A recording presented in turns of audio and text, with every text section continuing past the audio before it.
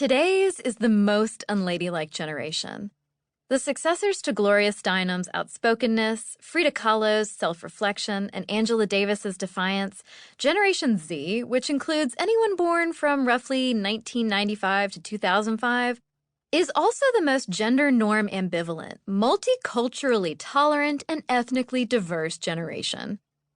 While talking with Steinem in 2016 for a Teen Vogue feature, Gen Z actress and activist Amandla Stenberg said a lot of people are rejecting the binary. That's the future of feminism. Rejecting the binary. Smashing the patriarchy. The future is female.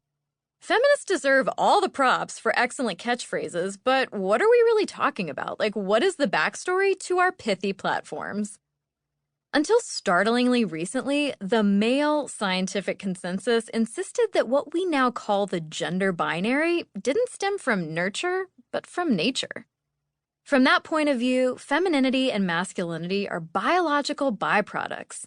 Vaginas equaled girly skills and dispositions, and penises equaled doodly ones, as in literally our bodies ourselves.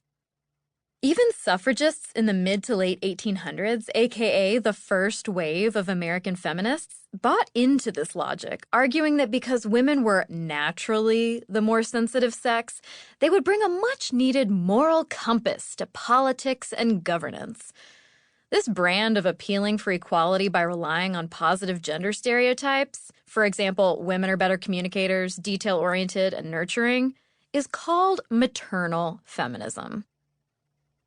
By the time second-wave feminists got riled up in the 1970s, they were out to bust up the binary proper.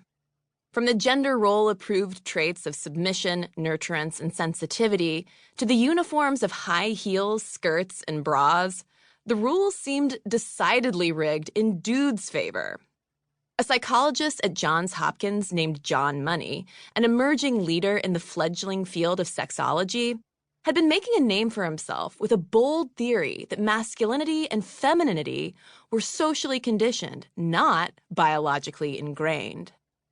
Once feminists caught wind of Money's research, they leveraged it as credible evidence from a male scientist that the binary was a bunch of bull, and they weren't just making up this whole female oppression thing. Cultural anthropologist and feminist Gail Rubin was one of the earliest scholars to run with Money's division of gender and sex as a reasoning for what she identified as female oppression for the purpose of heteronormative male sexual pleasure. Ooh la la.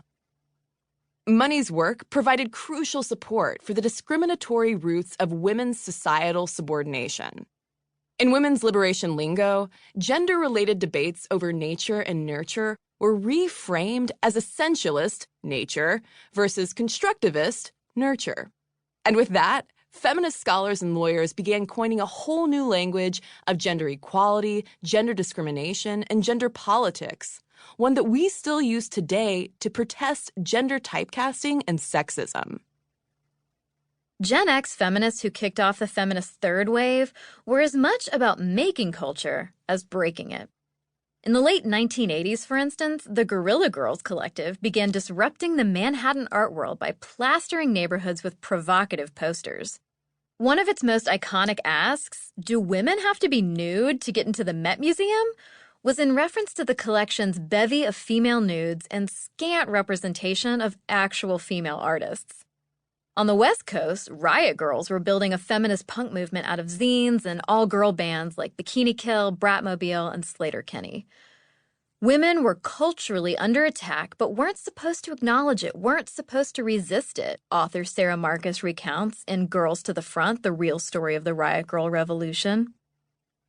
Then social media came along in the 2000s, facilitating both a fourth wave of feminism and upending how we talk about gender yet again.